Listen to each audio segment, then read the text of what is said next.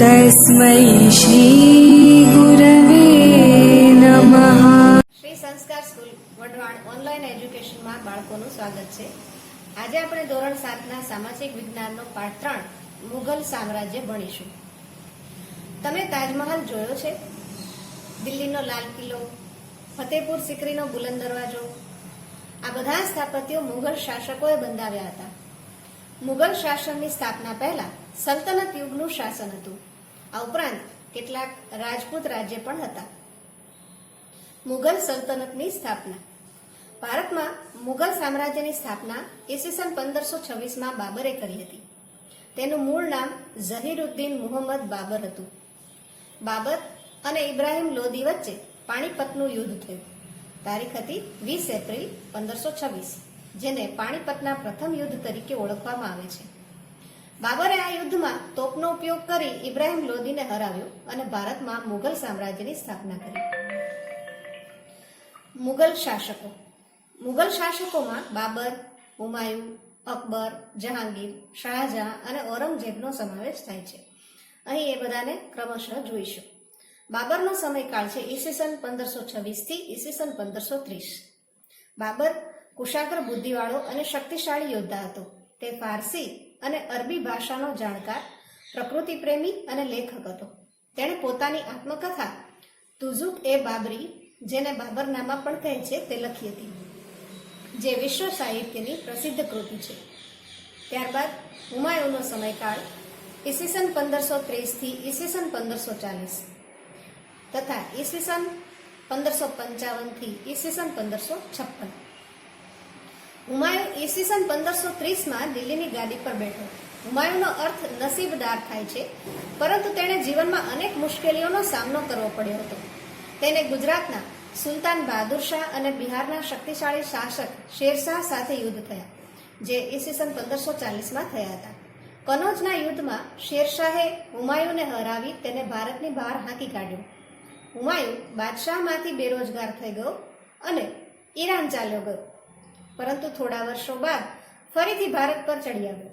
ઈરાનના શહેનશાહની મદદથી 1545માં તેણે કાબુલ અને કંદહાર જીતી લીધા, તેમજ ઈસવીસન 1555માં ભારત પર પુનઃ પોતાની સત્તાની સ્થાપના કરી। તેથી અહીં એનો શાસનકાળ બે વિભાગમાં દર્શાવેલો છે।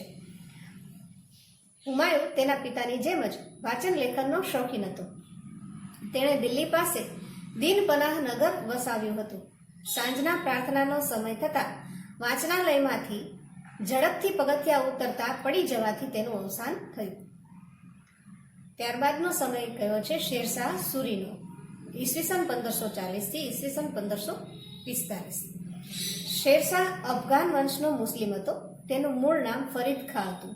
હુમાયુને હરાવી ભારત પર પોતાની સત્તા સ્થાપી હતી। તે સુધારક અને ન્યાયપ્રિય શાસક હતો। ડાકુ લૂંટારાઓને અંકુશમાં લઈ તેણે રાજ્યમાં શાંતિની સ્થાપના કરી, નવી ટપાલ વ્યવસ્થા ઊભી કરી। તેણે વેપારીઓ અને યાત્રાળુઓ માટે ધર્મશાળાઓ બંધાવી હતી, રૂપિયાનું ચલણ શરૂ કરાવ્યું હતું, વિશાળ સેના નિર્મિત કરી હતી। તેણે એક મહાન રાજમાર્ગ ગ્રાન્ડ ટ્રંક રોડનું નિર્માણ કરાવ્યું હતું, જે બંગાળ અને ઉત્તર ભારત સુધી વિસ્તરેલ હતો। શેરશાહ ઈસવીસન 1545માં તોપનું નિરીક્ષણ કરતા હતા ત્યારે અકસ્માત થવાથી મૃત્યુ પામ્યા। તેમના મૃત્યુ પછી તેમના જેવો કોઈ શક્તિશાળી શાસક ગાદી પર આવ્યો નહીં। પરિણામે ઈસવીસન 1555માં હુમાયુએ દિલ્હી અને આગ્રા પર આક્રમણ કરી અફઘાનોને હરાવીને પુનઃ મુઘલ સામ્રાજ્યની સ્થાપના કરી। ત્યારબાદ અકબર વિશેનો સમયગાળો ઈસવીસન 1556 થી ઈસવીસન 1605। અકબર રાજા તરીકે ભારતના ઇતિહાસમાં ગણનાપાત્ર સ્થાન ધરાવે છે। તેનો જન્મ ઈસવીસન 1542માં અમરકોટના હિન્દુ રાજપૂત રાજાને ઘેર થયો હતો। હુમાયુના અવસાન બાદ માત્ર 14 વર્ષની વયે તે દિલ્હીનો બાદશાહ બન્યો હતો। હુમાયુના અવસાન બાદ અકબર અને હેમુ વચ્ચે ઈસવીસન 1556માં પાણીપતનું બીજું યુદ્ધ થયું, જેમાં અકબરનો વિજય થયો।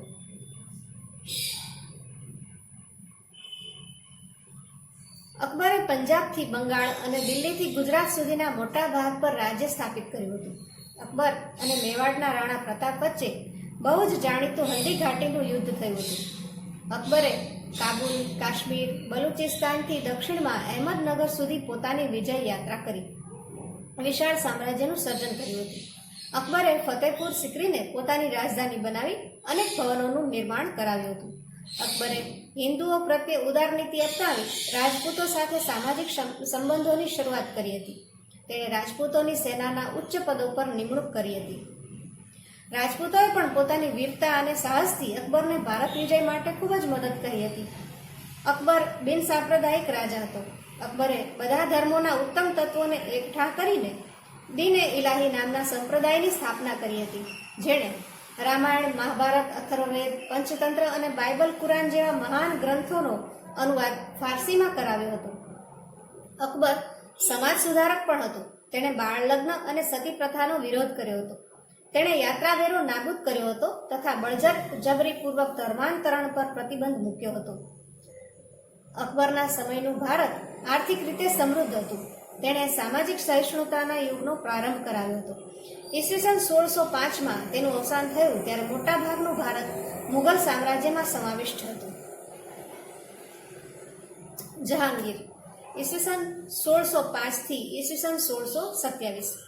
અકબરે સ્થાપેલા મહાન સામ્રાજ્યને સાચવવાનો વારસો જહાંગીરને મળ્યો. તેણે અકબરની નીતિઓ ચાલુ રાખી હિન્દુઓ સાથે સારા સંબંધો સ્થાપિત કર્યા. તેણે અસમ અને દક્ષિણ ભારતના ગોલકોંડા સુધી વિજય મેળવ્યા હતા. તેની પત્ની નૂરજહાં ચતુર અને પ્રતિભાશાળી હતી. તેણે અનેક કલાઓને પ્રોત્સાહન આપ્યું હતું. જહાંગીરના સમયમાં ચિત્રકલાનો ખૂબ જ વિકાસ થયો હતો. તે પોતે પણ મહાન ચિત્રકાર હતો. ઈસવીસન 1627માં જહાંગીરનું અવસાન થતાં તેનો પુત્ર શાહજહાં ગાદી પર આવ્યો.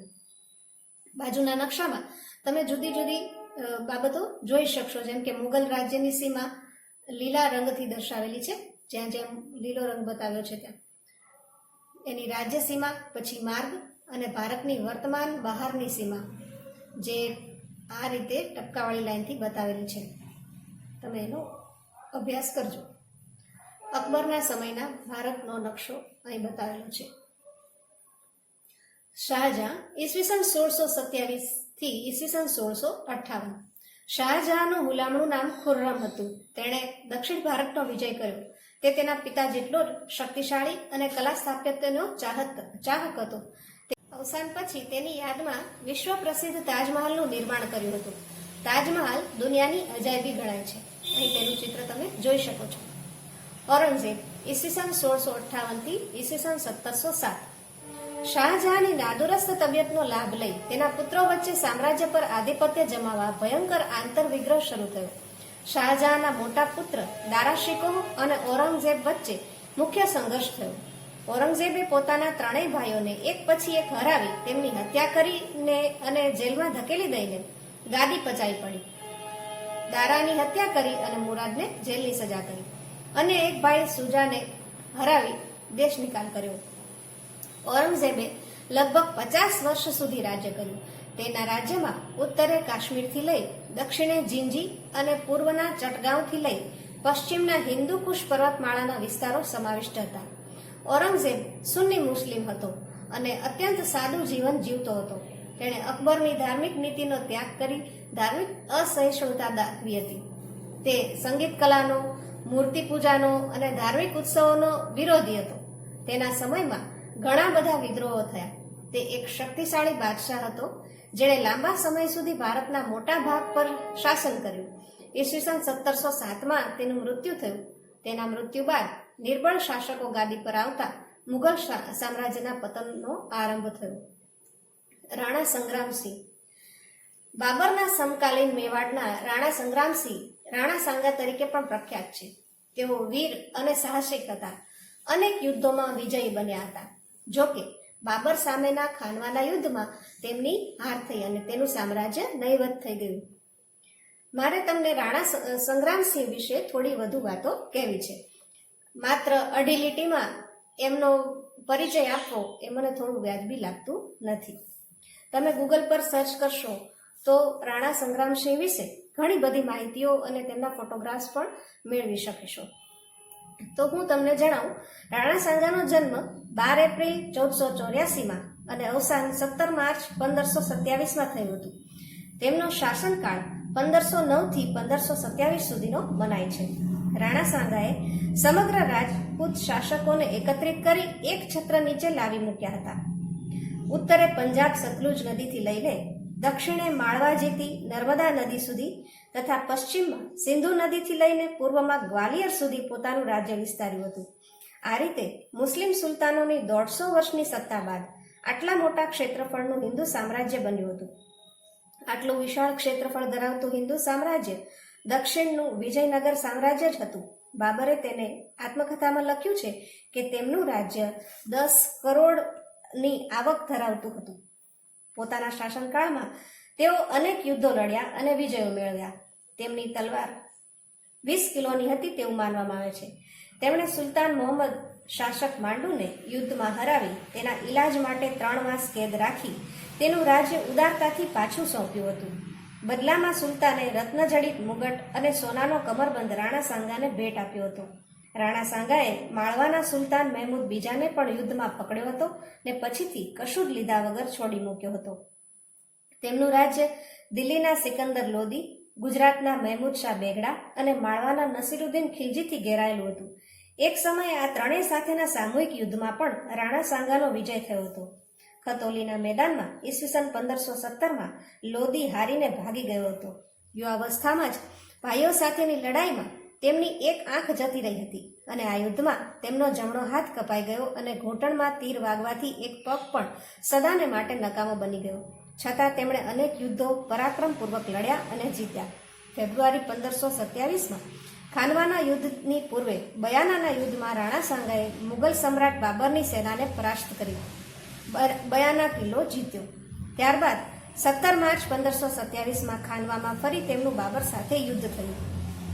ત્યાં પહાડો પર 500 વર્ષ લગભગ થવા આવ્યા તે છતાં હજી પણ તોપગોળા અને ગોળીઓના નિશાનો જોવા મળે છે. આ યુદ્ધમાં રાણા સાંગાના ચહેરા પર એક તીર વાગ્યું, તેથી તે મૂર્છિત થઈ ગયા. કોઈ વિશ્વાસુએ તેમને યુદ્ધ ક્ષેત્રથી સુરક્ષિત રીતે દૂર મોકલી દીધા. પરંતુ રાણા સાંગાની ગેરહાજરીથી આ યુદ્ધમાં બાબર જીત્યો અને તેણે યુદ્ધમાં વીરગતિ મેળવેલ સૈનિકોના મસ્તકોનો મિનારો બનાવ્યો. આ બાબતથી ભાનમાં આવેલ રાણા સાંગા બાબર સાથે ફરી યુદ્ધ કરવા તત્પર થયા, પરંતુ ત્યાં કોઈ વિશ્વાસઘાતીઓએ તેમને ભોજનમાં વિષ આપી દીધું અને તેમનું અવસાન થયું. એવું કહેવાય છે કે તેમના શરીર પર 80 જેટલા એવા ઘાવ હતા જે ક્યારેય તેના નિશાન મટે તેમ ન હતા. એના માટે કહેવાય છે કે 80 ઘાવ લગે થે તન પે ફિર ભી વ્યથા નહીં થી મન મેં. હવે આપણે મહારાણા પ્રતાપ વિશે જોઈએ. આ રાણા સંગ્રામસિંહ વિશે જે મેં તમને કહ્યું, રાણા સંગ્રામસિંહના પૌત્ર એટલે મહારાણા પ્રતાપ. મહારાણા પ્રતાપ મુગલ સામ્રાજ્યમાં અકબરની સામે મેદાને પડનાર મહારાણા પ્રતાપ મેવાડના પ્રતાપી રાજવી હતા. અકબરે મેવાડ પર આક્રમણ કરતા બંને વચ્ચે હલ્દી ઘાટીનું યુદ્ધ થયું. અકબર વિજયી થયા, પરંતુ રાણા પ્રતાપે ઉદયપુરની આસપાસના વિસ્તારોમાં પોતાની સત્તા સ્થાપી સંઘર્ષ ચાલુ જ રહ્યો. બંને વચ્ચે સમજૂતીના અનેક પ્રયત્નો થયા, પરંતુ રાણા ચિત્તોડ છોડવા તૈયાર ન હતા. તેમણે છાપામાર યુદ્ધ ચાલુ રાખ્યું. ઈસવીસન 1576ના હલ્દીઘાટીના પરાજય બાદ રાણા પ્રતાપ ગોગુંડામાં રાજધાની લઈ ગયા અને જીવનના અંત સુધી યુદ્ધ કરતા રહ્યા. બાદમાં ડુંગરપુરના ચાવંડમાં પોતાની રાજધાની સ્થાપી 51 વર્ષની વયે તેમનું અવસાન થયું. એવું કહેવાય છે કે તેમનું જે લોખંડનું કવચ હતું તે 72 કિલોનું હતું. એ પોશાકમાં તમે જોઈ શકો છો. તેમના ભાલાનું વજન 81 કિલોનું હતું અને આખો પોશાક યુદ્ધનો જે છે એ પહેરતા એમનું કુલ વજન 208 કિલો જેટલું થતું હતું. તેમનું પોતાનું વજન 110 કિલોમીટર અને લંબાઈ 7 ફૂટ 5 ઇંચ હતી.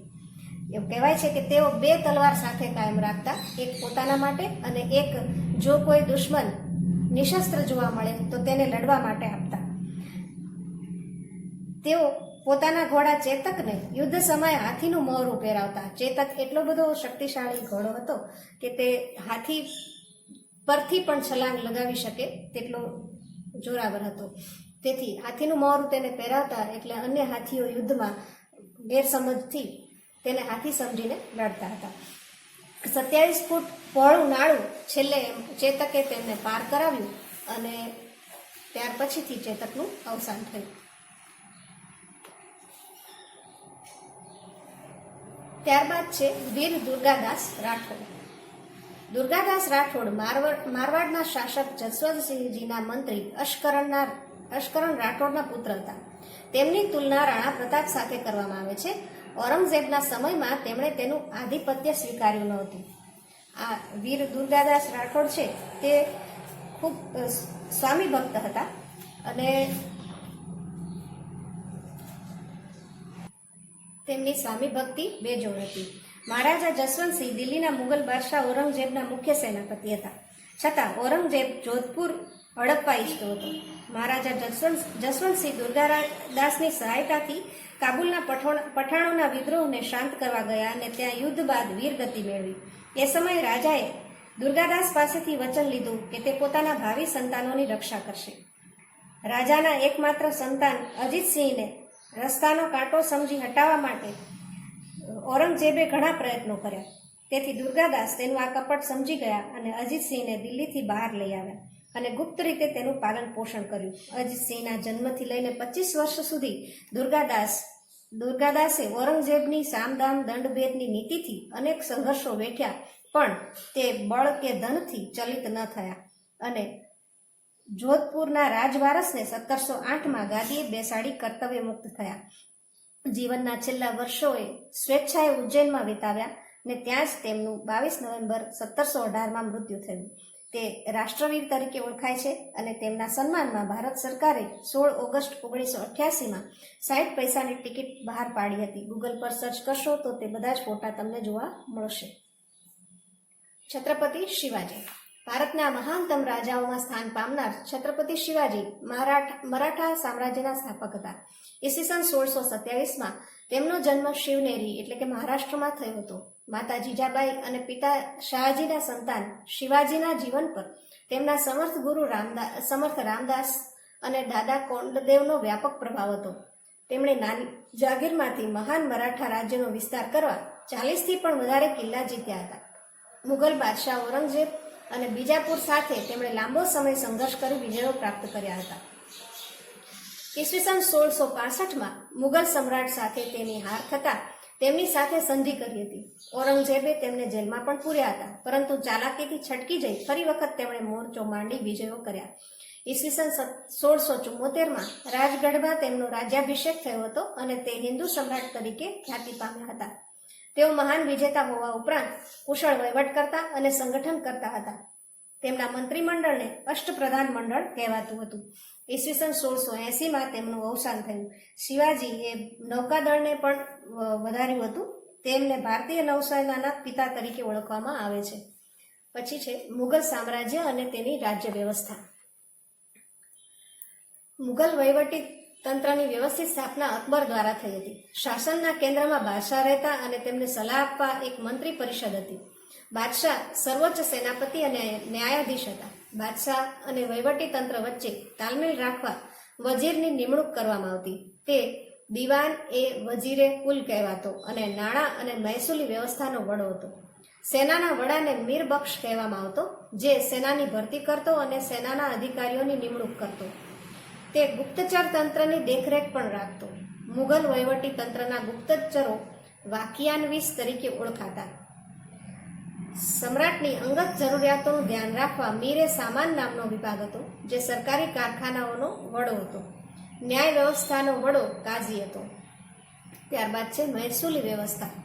અકબરે ભારતમાં એક નવી જ મહેસૂલી વ્યવસ્થાનો આરંભ કર્યો, જેને મનસબદારી વ્યવસ્થા તરીકે ઓળખવામાં આવતી. મહેસૂલનો દર વાર્ષિક ઉપજના 1/3 ભાગ જેટલો હતો. અકબરની મહેસૂલી વ્યવસ્થાનો સ્થાપક ટોડરમલ હતો. મનસબદારી પદ્ધતિ સેના અને મહેસૂલ એમ બંને સાથે સંકળાયેલ હતી. મનસબ એટલે જાગીર અને મનસબદાર એ જાગીરનો વડો અધિકારી ગણાતો, જે જાગીરમાંથી મહેસૂલ ઉઘરાવતો અને તે વિસ્તારનો કાયદો અને વ્યવસ્થા જાળવતો. આ માટે તેને જાગીર પ્રમાણે લશ્કર આપવામાં આવતું. તે તેના વિસ્તારનો વડો ન્યાયાધીશ પણ ગણાતો. તેની નિયત સમયે બદલી કરવામાં આવતી. મુગલ મનસબદારની વ્યવસ્થા વિશ્વમાં અનોખી હતી અને વિશ્વમાં સૌથી વધારે વેતન ધરાવતી હતી. મુગલકાલીન સંસ્કૃતિ. મુગલ યુગમાં ભારતીય સંસ્કૃતિનો બહુમુખી વિકાસ થયો હતો. હિન્દુ અને મુસ્લિમ સંસ્કૃતિનો સમન્વય થયો હતો. જેને ગંગા જમના સંસ્કૃતિ તરીકે પણ ઓળખવામાં આવે છે. મુગલોએ અનેક કિલ્લા, મહેલો, દરવાજા, મસ્જિદો અને બગીચાઓની સ્થાપના કરી હતી. બાબરે આગ્રા અને લાહોરમાં બગીચા નિર્માણ કરાવ્યા હતા. શેરશાહે સાસારામમાં મકબરો અને દિલ્હીમાં મસ્જિદ બંધાવી હતી. અકબરે આગ્રાનો કિલ્લો બંધાવ્યો હતો અને આગ્રાથી 36 કિલોમીટર દૂર ફતેહપુર સિકરીમાં વિશિષ્ટ બાંધકામો કર્યા હતા, જેમાં ગુજરાત વિજયની યાદમાં બંધાવેલ બુલંદ દરવાજા, સલીમ ચિશ્તીની દરગાહ, મસ્જિદ અને પંચમહલનો સમાવેશ થાય છે. જહાંગીરના સમયમાં બાંધકામમાં સંગેમરમરનો ઉપયોગ વધ્યો હતો. સંગેમરમર એટલે કે આરસ. શાહજહાંનો સમય મુઘલ સામ્રાજ્યના સ્થાપત્યનો સુવર્ણયુગ ગણાય છે. તેણે આગ્રામાં તાજમહાલ અને મોતી મસ્જિદ તેમજ દિલ્હીમાં પ્રસિદ્ધ લાલ કિલ્લાનું નિર્માણ કરાવ્યું હતું. ઔરંગઝેબે પોતાની પત્નીની યાદમાં ઔરંગાબાદમાં રાબિયા ઉદ દૌરાનનો મકબરો બનાવ્યો હતો, જે તાજમહાલ જેવો જ કલાત્મક છે. ચિત્રકલા. મુઘલ ચિત્રકલા વિશ્વવિખ્યાત હતી. જહાંગીરના સમયમાં તેનો ખૂબ વિકાસ થયો હતો. મુઘલ શાસકો ઉત્તમ ચિત્રકારોને દિલ્હીમાં આમંત્રિત કરતા હતા. અકબરના સમયમાં જશવંત અને બસાવન નામના મહાન ચિત્રકારો હતા. તેમણે ફારસી કથાઓ, મહાભારતના અનુવાદના પુસ્તકો અને અકબરનામામાં પુષ્કળ સુંદર ચિત્રો દોર્યા હતા. જહાંગીરનો મનસૂર નામનો ચિત્રકાર વિશ્વવિખ્યાત હતો. જહાંગીરે એક ચિત્રશાળાની સ્થાપના કરી હતી. આ સમયે રાજસ્થાન, ગુજરાત, પંજાબ, હિમાચલ પ્રદેશ અને દક્ષિણના રાજ્યોમાં પણ ચિત્રકળાનો વિકાસ થયો હતો. સાહિત્ય. મુઘલ રાજાઓ સાહિત્યના પોષક હતા. તેઓ સારા લેખકો હતા. આ સમયે ફારસી, અરબી, હિન્દી અને અન્ય ભારતીય ભાષાઓમાં વ્યાપક સાહિત્યની રચના થઈ હતી. અબુલ ફઝલે અકબરનામા નામના ગ્રંથમાં અકબરની જીવન કથા આલેખી છે. તેમણે મહાભારતનો અનુવાદ કર્યો હતો. ભારતીય ભાષાઓમાં શ્રીકૃષ્ણના જીવન પર આધારિત ઘણું સાહિત્ય રચાયું હતું. મરાઠીમાં એકનાથ, જ્ઞાનેશ્વર અને સ્વામી રામદાસે ભક્તિ સાહિત્યની રચના કરી હતી. સંગીત. અકબર સંગીતનો જ્ઞાતા હતો. તેના નવરત્નોમાં તાનસેન મહાન શાસ્ત્રીય ગાયક હતા, જેણે અનેક રાગો પર રચના કરી હતી. સમાપન. ઈસવીસન 1526માં સ્થપાયેલ મુઘલ સામ્રાજ્ય ઈસવીસન 1707માં ઔરંગઝેબના મૃત્યુ બાદ પતન તરફ ધકેલાયું. કોઈ શક્તિશાળી શાસકના અભાવે ભારત નાના નાના રાજ્યોમાં વહેંચાઈ ગયું, જેમાં મુઘલ વંશના નિર્બળ શાસકો, હૈદરાબાદના નિઝામ, બંગાળ બિહારના નવાબ, રાજસ્થાનના રાજપૂત રાજ્યો, મરાઠા, પંજાબનું શીખ રાજ્ય વગેરેનો સમાવેશ થાય છે. આ બધા રાજ્યો એકબીજા સાથે ઝઘડતા રહેતા, પરિણામે તેઓ નિર્બળ બનતા રહ્યા. આવા સંજોગોમાં યુરોપથી વેપાર કરવા આવેલ કંપનીઓ ભારતમાં શાસન સ્થાપવાના સપનો સેવવા લાગી.